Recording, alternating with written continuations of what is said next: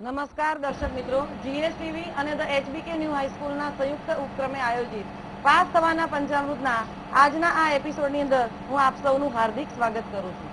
ધોરણ 12 સાયન્સની અંદર ગણિત વિષયની અંદર આજે પ્રકરણ 4 અને 5ની આપણે ચર્ચા કરવાની છે. વિદ્યાર્થી મિત્રો, પ્રકરણ 4ની અંદર સંકલનના ઉપયોગ કરીને દાખલા ગણવાના છે ક્ષેત્રફળના. ખાસ કરીને રેખા અને વક્રના છેદગણથી બનતી જે આવૃત આકૃતિઓ હોય એનો એરિયા શોધવા માટે સંકલનનો કેવી રીતે ઉપયોગ કરી શકાય એની ખૂબ સરસ ચર્ચા આજે આપણે અહીંયા કરવાની છે. તો વળી વિકલ્પ સમીકરણના જે દાખલાઓ છે એની પણ આજે અહીંયા ચર્ચા થશે. આ બંને પ્રકરણમાં કુલ 24 માર્કનું જે વેટેજ છે એ વેટેજને આધારે આજે અહીંયા ચર્ચા થવાની છે અને એ ચર્ચા માટે આપણી સાથે સ્ટુડિયોમાં ઉપસ્થિત છે શ્રી મનેશભાઈ પંડ્યા, જે તમને આગામી 18મી માર્ચથી શરૂ થતી પરીક્ષાના માટે ખાસ વિશિષ્ટ પ્રકારનું માર્ગદર્શન આપવાના છે. તો પ્લીઝ મનેશભાઈ પંડ્યા. નમસ્કાર દર્શક મિત્રો, ગયા વખતે આપણે નિયત સંકલનની ચર્ચા કરી હતી. આજે વખતે આપણે પ્રકરણ નંબર 4 સંકલનનો એક ઉપયોગ જેના 10 ગુણ છે એના વિશે ચર્ચા કરીશું અને ત્યારબાદ પ્રકરણ નંબર 5 વિકલ્પ સમીકરણ જેના ગુણ છે 14, એટલે કુલ 24 ગુણની આપણે આજે ચર્ચા કરીશું. સૌથી પહેલું જોઈએ તો આપણે ઉપવલય x²/a² + y² + b² 1 થી આવૃત પ્રદેશનું ક્ષેત્રફળ શોધવું છે. મિત્રો યાદ રાખો કે ઉપવલય એ સીમિત વક્ર છે. સીમિત અને સમમિત વક્ર છે. સીમિત એટલે બાઉન્ડેડ અને સમમિત એટલે જેટલો આ ભાગ છે એટલો જ આ થાય, એટલો જ આ થાય ને એટલો આ થાય. એટલે જો ઉપવલયનું ક્ષેત્રફળ શોધવું હોય તો આટલા ભાગનું ક્ષેત્રફળ શોધી એને આપણે 4 વડે ગુણી કાઢીએ તો ઉપવલયનું કુલ ક્ષેત્રફળ મળે.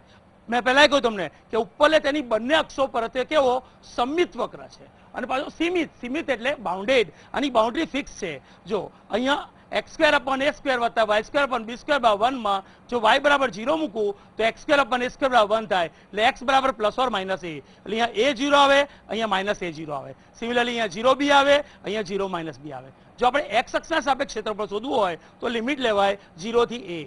y અક્ષના સાપેક્ષ ક્ષેત્રફળ શોધવું હોય તો લિમિટ લેવાય 0 થી b. રાઈટ? તો અહીંયા આગળ પ્રથમ ચણમાં આવેલ OAB આટલો ભાગ છે એનું ક્ષેત્રફળ શોધી એને 4 વડે ગુણતા ઉપવલયનું કુલ ક્ષેત્રફળ આવે. તો એનું સૂત્ર આવું થાય, a = 4 × mod i, જ્યાં i બરાબર 0 થી a y dx.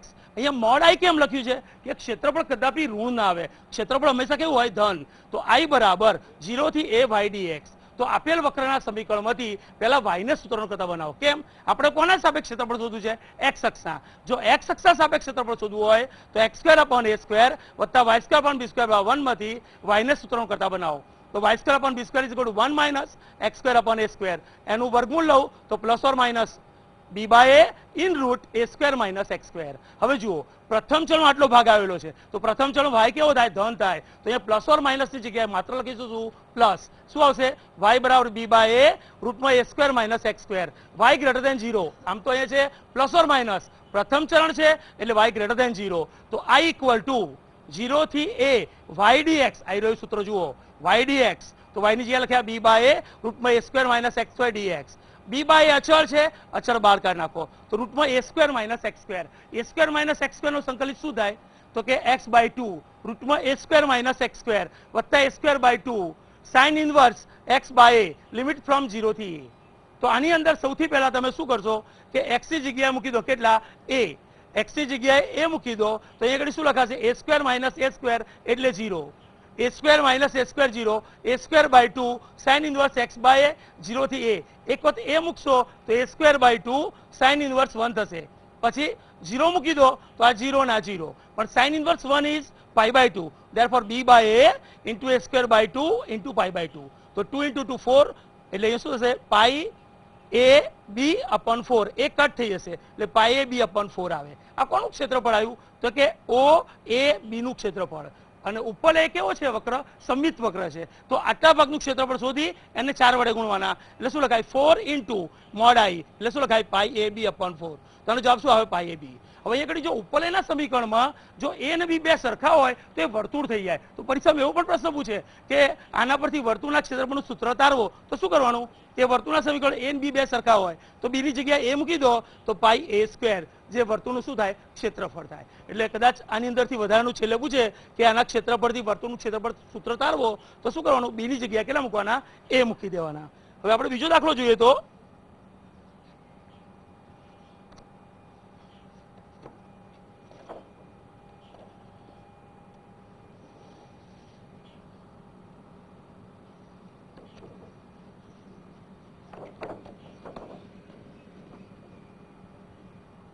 બીજો આવો છે, જુઓ કે એક પરવલય છે અને એક રેખા છે, એટલે વક્ર અને રેખા ના છેદવાથી જો સીમિત પ્રદેશ મળતો હોય તો એનું ક્ષેત્રફળ શોધવાનું સૂત્ર છે શું? A = mod I, જ્યાં I બરાબર A to B f1x - f2x dx. તો સૌપ્રથમ આપણે ક્ષેત્રફળ શોધવા માટે શું કરવાનું? આપેલ વક્ર અને રેખાનું છેદ બિંદુ શોધી કાઢવાનું. એટલે શું કરો? 4y = 3x² અને રેખા 3x - 2y + 12 = 0. તો 3x + 12 = 2y. અહીંયા આગળ 2y નીકળ્યો તમે મૂકી દો તો 3x + 12 = 3x²/2. આ થશે x નું દ્વિઘાત સમીકરણ. એમાંથી આપણને x ની બે કિંમતો મળશે. કઈ? એક x = 4 ને x = -2. તો x = -4, x = 4 અહીંયા મૂકી દો તો 4 નો વર્ગ 16, 16 તરી 48 ભાગ્યા 4 એટલે 12. એટલે જો x ની કિંમત 4 મૂકો તો y 12 મળે. x ની કિંમત -2 મૂકો તો -2 નો વર્ગ એટલે 4, 4 તરી 12 ભાગ્યા 4 એટલે 3, તો y = 3 મળે. તો આપણને શું મળ્યું ખબર છે? આ વક્ર અને આ રેખા એનું છેદબિંદુ શું મળે? A અને B મળે. આ શોધ્યા બાદ, છેદબિંદુ શોધ્યા બાદ સમજી લો, પહેલા આ પરવલય ને બધું તમે ભણીને આવ્યા છો આગલા સેમમાં, ભણી આવ્યા છો. અહીંયા એનો ઉપયોગ છે. એટલે જલ્દી જજમેન્ટ ના શું કરવાનું તમારે? પહેલા બંને છેદબિંદુ શોધી કાઢવાના, પછી અહીંયા જોવાનું 4y = 3x². તો આ શું આવ્યું? x² = 4ay. એ પ્રકારનો, એટલે વક્ર આમ આવે. છેદબિંદુ પર દેખાવો પડે કે રેખા કેવી દોરવી. ત્યારબાદ સીમિત પ્રદેશ આટલો થયો. હવે આપણે જાતે શોધવાનું. કોના સાપેક્ષ ક્ષેત્રફળ શોધવું છે? x અક્ષના. તો લિમિટ શું લેવાય? -2 થી 4. લિમિટ શું લેવાય? -2 થી 4. હવે મોટો પ્રોબ્લેમ ક્યાં થાય? ક્ષેત્રફળના દાખલાની અંદર કે f1 અને f2 સમજીને નક્કી કરવાના. જો f1 અને f2 ની પસંદગી સમજીને કરશો તો જવાબમાં કંઈ ભૂલ નહીં પડે.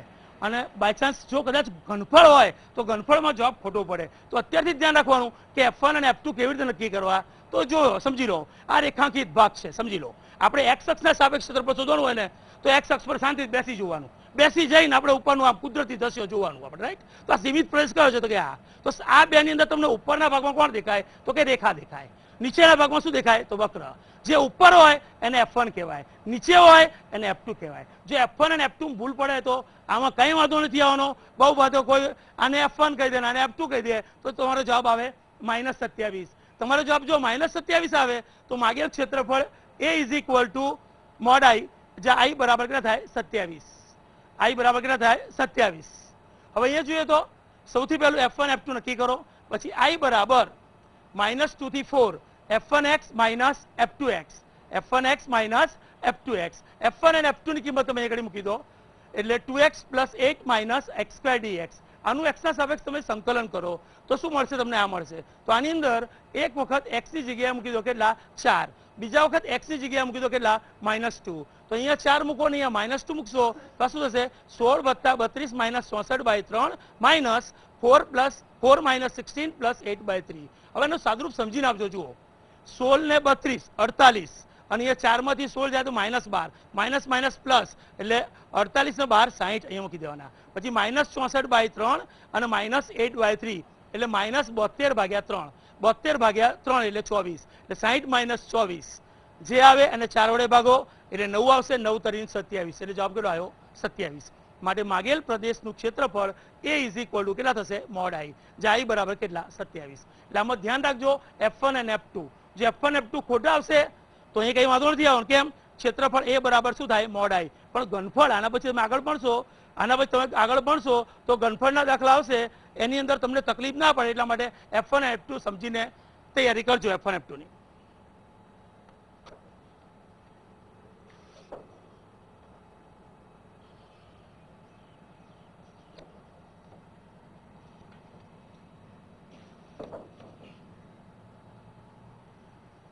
વક્ર y બરાબર x² + 2.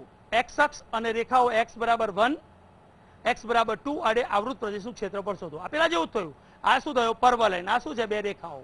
એટલે પરવલય y બરાબર x² + 2. આમાં x બરાબર 0 મૂકતા y બરાબર તમને 2 મળે. ઇટ મીન્સ વક્ર એ 0, 2 માંથી પસાર થાય. એક રેખા x બરાબર 1, રેખા x બરાબર 2, એનાથી અને આ વક્ર એનાથી સીમિત પ્રદેશ આટલો મળ્યો. એનું ક્ષેત્રફળ શોધવું હોય તો તમારે લિમિટ લેવાય 1 થી 2. એટલે આપી જો વક્ર y બરાબર x² + 2 એ પરવલય દર્શાવે છે. એનું શીર્ષ કેટલું છે? 0, 2. જો શીર્ષથી તમે બહુ પરિચિત નહીં હોય પણ ખરેખર શીર્ષ નથી, એ તમે શિરોબિંદુ પણ કહો તો ચાલે, શિરોબિંદુ કહો તોય ચાલે અને શીર્ષ કહો તો પણ ચાલે. તો પરવળીનું શીર્ષ 0,2 છે અને તે ઉપર તરફ ખુલશે. શીર્ષ પરથી ખબર તમને, રાઈટ? માટે માગેલ ક્ષેત્રફળ એ બરાબર કેટલા? મોડ આઈ. હવે આઈ બરાબર 1 થી 2 y dx. હવે એ y ની કિંમત મૂકી દો. y બરાબર શું છે? x² + 2. તો અહીંયા x² + 2 નો x ના સાપેક્ષ સંકલન એટલે x³/3 + 2x. એક વખત x ની જગ્યાએ 2 મૂકો, એક વખત x ની જગ્યાએ 1 મૂકો અને બંનેની કરો બાદબાકી. તો શું થાય? 8/3 - 1/3 એટલે 7/3 અને 4 - 2 એટલે શું થાય? 2. એટલે 3 દુ 6 અને 7 13 એટલે 13/3. એટલે એ બરાબર મોડ આઈ અને i = કેટલા છે? 13/3. કોઈ કહેશે આ કેમ મોડમાં લખવાના? સૂત્ર જ છે એ બરાબર કેટલા? મોડ આઈ. કોઈ વખત તમારે જો આ વક્ર નીચેના ભાગમાં હોય ને તો જવાબ -13/3 આવે. તો આવા સંજોગોમાં ક્ષેત્રફળ ઋણ ના લેવાય. તો a = મોડમાં -13/3 એટલે 13/3. હવે જુઓ ક્ષેત્રફળ છે ને એટલે ક્ષેત્રફળ એ શેમાં દર્શાવાય? ચોરસ એકમમાં. જો લખો તો વધારે સારું. ટેક્સ્ટબુકમાં ક્યાંય એનો ઉલ્લેખ નથી કે ચોરસ એકમ, પણ તમે આગળ ભણીને આવ્યા છો 10મા ધોરણમાં કે ક્ષેત્રફળ હંમેશા શેમાં દર્શાવાય? ચોરસ એકમમાં. ઘનફળ ઘન સેન્ટીમીટર, ઘન એકમ જે આપી પ્રમાણે, રાઈટ? એટલે એ બરાબર 13/3. લખો તો વધારે સારું, ચોરસ એકમ.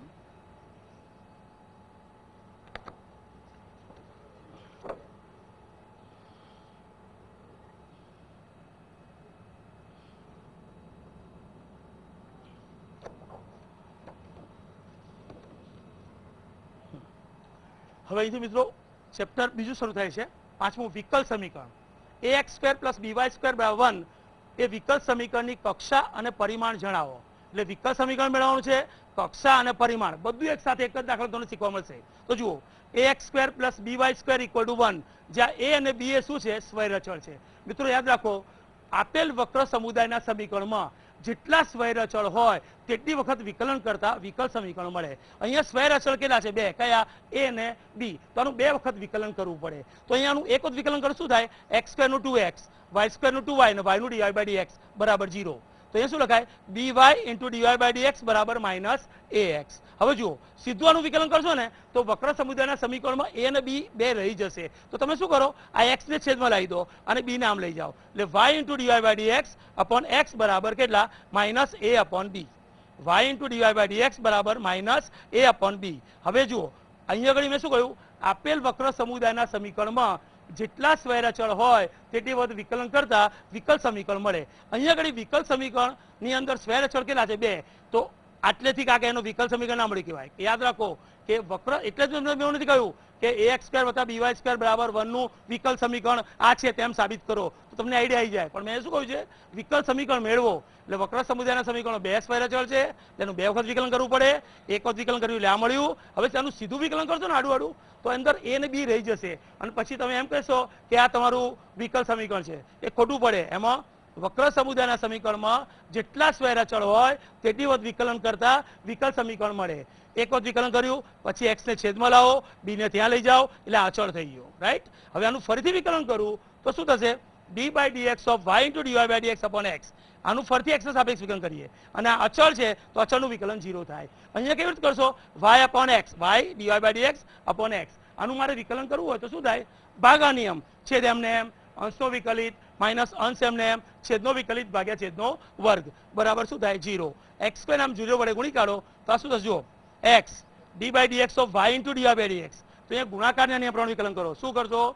પહેલું વિધેય એમને એમ, બીજાનું વિકલિત, બીજું એમને એમ, પહેલાનું વિકલિત -y × dy/dx. અહીંયા 1 નું dx/dx એટલે શું આવે? 1. એટલે શું લખાશે? x × y d²/dx² + dy/dx² = y × dy/dx. જે માગેલ વિકલ સમીકરણ છે. આ માગેલ વિકલ સમીકરણ છે. હવે શું કહ્યું તમને? આનું વિકલ સમીકરણ મેળવો, એની કક્ષા અને પરિમાણ જણાવો. અચ્છા, કક્ષા કોને કહેવાય? પરિમાણ કહેવાય કોને કહેવાય? તો કે આપેલ વિકલ સમીકરણમાં જે મહત્તમ વિકલિત હોય એની જેટલો મહત્તમ વિકલિત હોય એને એની શું કહેવાય? કક્ષા કહેવાય. તો અહીંયા વિકલન કેટલી વખત કરેલું છે? 2 વખત. તો એની કક્ષા કેટલી કહેવાય? 2. અને એની જ ઘાતાંક જોવાની. તો d²/dx² ની ઘાતાંક કેટલી છે? 1. તો આનું પરિમાણ કેટલું થાય? 1. મિત્રો યાદ રાખો કે કક્ષા અને પરિમાણ કદાપી અપૂર્ણાંકમાં ના હોય. એટલે હોય સપોઝ એક બાજુ વર્ગમૂળ હોય અને એક બાજુ ઘનમૂળ હોય તો બંને બાજુ 6 ઘાત લઈ અને પછી નક્કી કરવાનું. આમાં તો ક્લિયર કટ છે કે વિકલન કયું છે? બીજું વિકલન છે એટલે એની કક્ષા કેટલી? 2 અને એનો ઘાતાંક કેટલો છે? 1. એટલે પરિમાણ કેટલો થાય? 1. એટલે કક્ષા 2 અને પરિમાણ કેટલું થાય 1 થાય. રાઈટ. હવે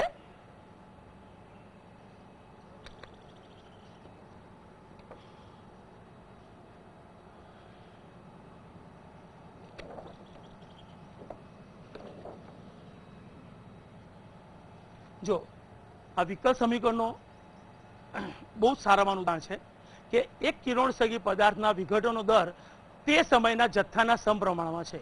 વિઘટન શરૂ થયાના 1 કલાક બાદ પદાર્થનો જથ્થો 100 ગ્રામ હોય અને 2 કલાક બાદ આ જથ્થો 80 ગ્રામ હોય તો શરૂઆતમાં પદાર્થનો મૂળ જથ્થો કેટલો હશે? પહેલી વસ્તુ, કેવો પદાર્થ છે? કિરણોત્સર્ગી એટલે કેવો? રેડિયો સક્રિય. રેડિયો સક્રિય તત્વ હોય તેમાંથી આલ્ફા બીટા ગેમા કિરણોનું ઉત્સર્જન થાય. પરિણામે એનું કદ ક્રમશઃ એનું કદ ઘટતું જાય. તો એ શું કહે? જો શરૂઆતમાં પદાર્થનો જથ્થો ધારો કે m0 ગ્રામ છે અને t સમયે પદાર્થનો જથ્થો m ગ્રામ છે. તો આપેલ શરત મુજબ આવું કેમ લખ્યું ખબર છે? આવું આખું લખવું પડે કે કિરણોત્સર્ગી પદાર્થના વિઘટનનો દર તેના તે સમયના તેના જથ્થાના સમપ્રમાણમાં છે. આટલું બધું ના લખવું પડે એટલે શરત આ છે એટલે આવું લખ્યું. આપેલ શરત મુજબ dm/dt એટલે વિઘટનનો દર ચલે છે જથ્થાના સમપ્રમાણમાં એટલે dm/dt ચલે છે m માટે dm/dt equal to minus lambda. અહીંયા ધ્યાન રાખો આ માઇનસ ચિહ્ન કેમ લખ્યું? રેડિયો સક્રિય તત્વ હોય પદાર્થ હોય એનો જથ્થો ઘટતો જાય છે. પછી કોઈ વખત શું થાય? કોઈ માણસ મરી ગયો હોય એનું ટેમ્પરેચર ધીમે ધીમે ડાઉન થતું હોય એ વખતે ચિહ્ન શું લેવાનું? માઇનસ. બરફ હોય તો બરફ પીગળતો હોય એવા સંજોગોમાં ચિહ્ન શું લેવાનું? માઇનસ લેવાનું. પણ બેક્ટેરિયાનો વૃદ્ધિ દર હોય ત્યારે વૃદ્ધિ દર એ કદાપી ઋણ ના હોય તો એ વખતે ચિહ્ન શું લેવાય? પ્લસ. વસ્તી વધારો હોય ત્યારે ચિહ્ન શું લખાય? પ્લસ. એટલે ચિહ્ન માઇનસ ક્યારે લખવાનું? ઘટાડો સૂચવતો હોય ત્યારે ચિહ્ન શું લેવાય? માઇનસ લેવાય. તો એ શું લખાય? dm/m is equal to minus lambda into dt. હવે એ શું કરશો? આ વિચસ્વ થયું એટલે વિયોજનીય ચલ સ્વરૂપનું સમીકરણ થયું એટલે dm/n એનું સંકલન કરો minus lambda into dt.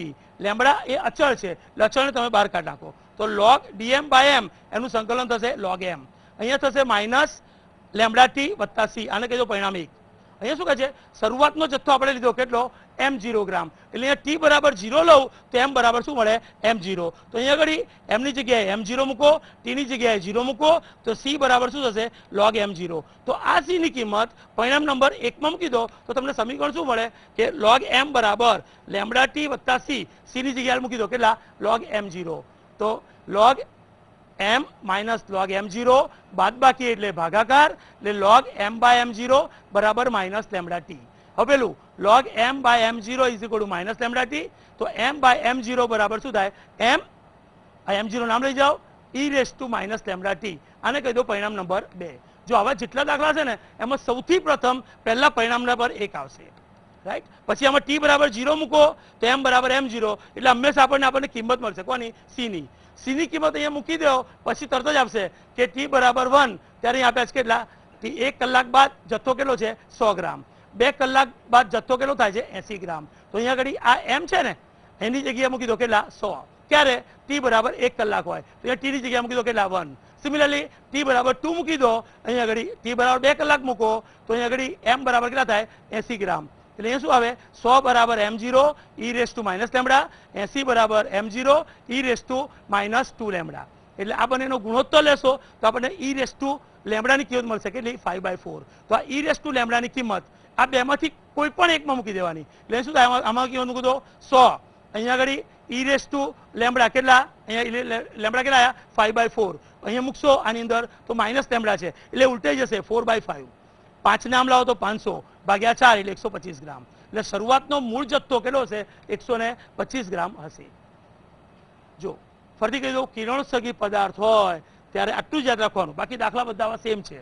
dm/dt બરાબર માઇનસ લેમ્ડા ઇન્ટુ m. બસ અહીંયા આ લખવું જરૂરી છે કે લેમ્ડા હંમેશા કેવું થાય? ગ્રેટર ધેન 0 થાય. જો અહીંયા લેમ્ડા તો વિશે કઈ માહિતી ના આપો ને અને અહીંયા આગળ તો અહીંયા તમે કદાચ કશું ના લખ્યું માઇનસ લેમ્ડા અહીંયા લેમ્ડા વિશે નાખો ને તો દાખલો ખોટો પડે. કોઈ એમ કે લેમ્ડા ઋણ હોય તો હોય જ ના શકે. કિરણોત્સર્ગી પદાર્થ છે. કિરણોત્સર્ગી પદાર્થની અંદર અહીંયા દળ ઘટતું જાય એટલે અહીં ચિહ્ન શું કરવું પડે? Minus m. બાકી આવા બધા દાખલામાં તો બધું સેમ જ છે. ઓકે. હવે અહીંયા આગળ જોઈએ આપણે તો જુઓ x into e raise to y/x વત્તા y ઇન્ટુ dx બરાબર x ઇન્ટુ dy. જો આ એક નવી જાતનો દાખલો આવ્યો. જો x e raise to y by x plus y into dx બરાબર x ઇન્ટુ dy. તો સૌથી પ્રથમ આમાંથી dy બાય dx ને સૂત્રણ કરતા બનાવો. તો dx છેદમાં લઈ જાઓ, x નીચે મૂકો. તો શું થાય? dy બાય dx બરાબર x e raise to y by x plus y upon x. એટલે આના છેદમાં x મૂકો તો 1, આના છેદમાં મૂકો તો y બાય x. તો dy બાય dx શું થાય? e raise to y by x plus y upon x થઈ ગયું. હવે આ જો આ યાદ રાખો તમે આગળ કે આપેલ વિકલ સમીકરણનો dy બાય dx જો y અપોન x નું વિધેય હોય, આપેલ વિકલ સમીકરણનો dy બાય dx જો y અપોન x નું વિધેય હોય તો એને કહેવાય સમપરિમાણ વિકલ સમીકરણ. શું કહેવાય? સમપરિમાણ વિકલ સમીકરણ. અને જો સમપરિમાણ વિકલ સમીકરણ હોય તો હંમેશા y અપોન x બરાબર v આદેશ લો. y અપોન x બરાબર v આદેશ લો તો y બરાબર vx થાય. એટલે y બરાબર vx તો y નો x ના સાપેક્ષ વિકલન કરો. તો y નો x ના સાપેક્ષ વિકલન શું થાય? dy બાય dx બરાબર v plus x into dy by dx. તો આ dy બાય dx છે ત્યાં મૂકી દો v plus x into dy by dx e raise to v વત્તા v. હવે જો બંનેમાંથી v v કટ થઈ જશે તો શું થાય? x into dy by dx બરાબર e રેઝ ટુ v. હવે જો x into dy by dx બરાબર e રેઝ ટુ v. હવે આપણે શું કરીશું? આ dv ના છેદમાં e રેઝ ટુ v મૂકવું અને dx નામ લઈ આને આમ લઈ આવું. કેમ કર્યું? વિચસ્વ કર્યું. વિચસ્વ એટલે વિયોજનીય ચલ સ્વરૂપનું વિકલ સમીકરણ. આવું કરો તો જ એનું પદવાર સંકલન થાય. તો અહીંયા કરી શું કરશું આપણે? તો કે જો e રેઝ ટુ v નીચે લાવું એટલે e raise to minus v into dv. સામે શું થાય? dx upon x. હવે જુઓ આનું પદવાર સંકલન કરું તો e raise to minus v નું સંકલન, dx અપોન x નું સંકલન, dx અપોન x શું થાય? log mod x. અચળાંક શું લખ્યો? log c. અને એ શું થાય? e raise to minus v upon minus 1 એટલે minus e raise to minus y by x. હવે કોઈને એમ થશે કે સાહેબ અહીંયા log c કેમ લખ્યો? અલા ભાઈ અહીંયા log હતો તો આને પણ log લખ્યો. બાકી તમે e raise to minus y by x બરાબર log x વત્તા c લખો તો પણ એ તમારો જવાબ કહેવાય. કારણ કે આ જે ઉકેલ છે વ્યાપક ઉકેલ છે, વિશિષ્ટ ઉકેલ નથી. વિશિષ્ટ ઉકેલમાં જવાબ એક અને માત્ર એક જ આવે. જ્યારે વ્યાપક ઉકેલમાં ઘણા બધા જવાબ આવે. જો કદાચ કોઈ આવું રાખે કે આને પેલી બાજુ રાખે અને આમ રાખે તો log c એટલે અચળ પદ પેલી બાજુ આવે. વ્યાપક ઉકેલના જવાબ ઘણા બધા હોઈ શકે. વિશિષ્ટ ઉકેલનો જવાબ એક અને માત્ર એક જ હોય.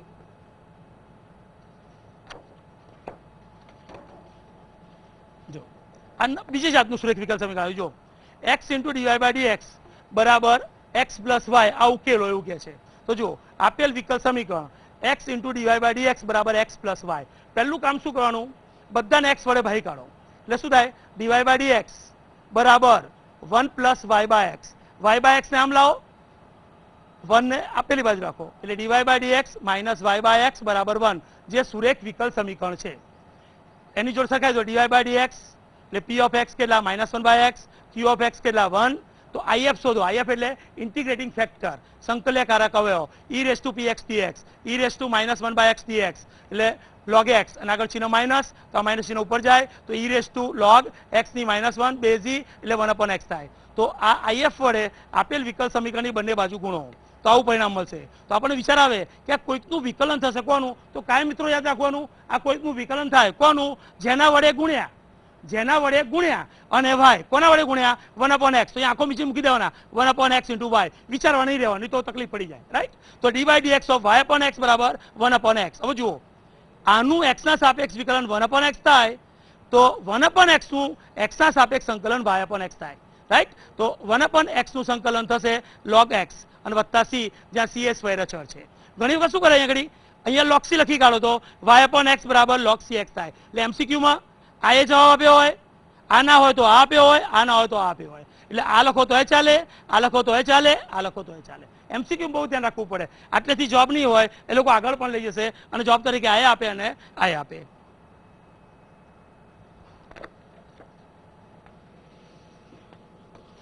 મિત્રો આ ખૂબ સારો દાખલો છે કે અચળ લંબાઈના અવાભિલંબ ધરાવતા તથા ઉગમ બિંદુમાંથી પસાર થતા વક્રનું સમીકરણ મેળવો. હવે જુઓ p ઓફ xy ધારો કે વક્ર પરનું કોઈ બિંદુ છે. આ બિંદુએ વક્રના અભિલંબની લંબાઈ આપી છે કેટલી? y into dy by dx. એટલે અવાભિલંબની લંબાઈ અચળ આપી છે. તો અહીંયા શું લખાય? y into dy by dx બરાબર a, જ્યાં a બરાબર શું છે? અચળ. હવે બરાબર ધ્યાન આપો. અહીંયા શું લખ્યું છે? લંબાઈ કદાપી ઋણ ના હોય એટલે અહીંયા મોડમાં લખ્યું છે. અને અહીંયા શું છે? મોડમાં y into d y by d x બરાબર કેટલા છે? એ છે, રાઈટ? જ્યાં એ શું છે? અચળ છે. તો જુઓ, આનું સંકલન કરવું હોય ને તો માનાંકને અવગણી કાઢવાનો. અહીંયા મેં લખ્યું નથી, પણ તમારે લખવાનું કે માનાંકને અવગણતા. 90% છોકરા હોય એ લખતા નથી કે માનાંકને અવગણતા. એટલે એક સ્ટેપ વધારે લખવાનું, y into d y by d x બરાબર એ. કૌંસમાં લખવાનું માનાંકને અવગણતા, જ્યાં એ અચળ છે. એટલે શું આવે? y ઇન્ટુ ડીવાય બરાબર એ ઇન્ટુ ડીએક્સ. એટલે એ શું થશે? જુઓ, y dy બરાબર a ઇન્ટુ ડીએક્સ. અચ્છા, y dy equal to a into dx એ શું આવ્યું? વિચસ્વ. વિચસ્વ એટલે વિયોજનીય ચલ સ્વરૂપનું વિકલ સમીકરણ. તો અહીંયા શું કરશો? y dy તો આનું સંકલન કરતા. આવું લખો વધારે સારું. શું? જે વિચસ્વ છે એનું પદવાર સંકલન કરતા. તો આનું સંકલન કરું તો y ઇન્ટુ dy બરાબર a ઇન્ટુ કેટલા લખાય? 1 ઇન્ટુ ડીએક્સ. હવે જુઓ, y નું સંકલન કરું તો શું લખાશે? y² by 2. y નું સંકલન શું થશે? y² by 2. અહીંયા આગળ am ને m 1 નું સંકલન શું થશે? x. અને વત્તા કેટલા લખાય? c. પણ જો એ મેં સમજી લખ્યું છે, c નથી લખ્યું, પણ શું લખ્યા છે? c by 2. કેમ ખબર છે? જો આ બે નામ ગુણી કાઢું તો એ શું થાય? y². અહીંયા શું થાય? 2ax. અને અહીંયા 2 ઉડી જાય. એટલે આપણને સરળતા પડે એ પર્પઝથી મેં અહીંયા આગળ c બાય 2 લખ્યા છે. બાકી તમે એકલા c લખો તો વ્યાપક ઉકેલમાં જવાબમાં કોઈ ફેર ના પડે. વિશિષ્ટ ઉકેલ એક અને માત્ર એક જ આવે. વિશિષ્ટ ઉકેલ એક અને માત્ર એક જ આવે. તો y² બરાબર 2ax વત્તા 2 ઇન્ટુ c બાય 2. તો y² બરાબર 2ax પ્લસ c. હવે શું કહે છે? વક્ર શેમાંથી પસાર થાય છે? ઉગમ બિંદુમાંથી. એટલે ઉગમ બિંદુ એ સમીકરણનું શું કરે? સમાધાન કરે. તો અહીંયા આગળ આપેલ આ શું છે ખબર છે? આનો ઉકેલ છે. તો આમાં y ની જગ્યાએ 0 મૂકી દો, x ની જગ્યાએ 0 મૂકી દો. તો એ શું થાય? 0 નો વર્ગ બરાબર 2a ઇન્ટુ 0 વત્તા c. તો 0 બરાબર 0 પ્લસ c.